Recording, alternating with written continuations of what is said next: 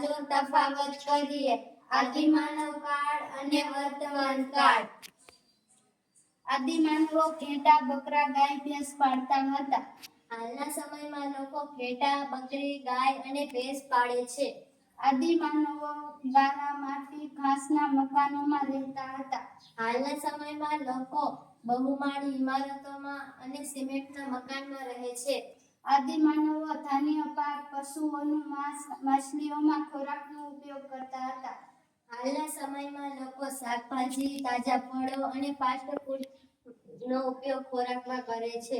આદિમાનવો ઘઉં, જવ, ચોખાની ખેતી કરતા હતા. હાલના સમયમાં લોકો ઘઉં, બાજરી, ચોખા અને મકાઈનો ઉપયોગ કરે છે. આદિમાનવો માટીના માટલામાં અને ખડામાં અનાજનો સંગ્રહ કરે છે. હાલના સમયમાં લોકો લોખંડની પેટીમાં અને પાકા કોઠારમાં અનાજનો સંગ્રહ કરે છે. આદિમાનવો ખુરશી, છીણી, દાતરડાના ઉપયોગથી ખેતી કરતા હતા. હાલના સમયમાં લોકો લોખંડનું હળ અને દાંતી અને વાવણિયાનો ઉપયોગ ખેતી કરવામાં કરે છે.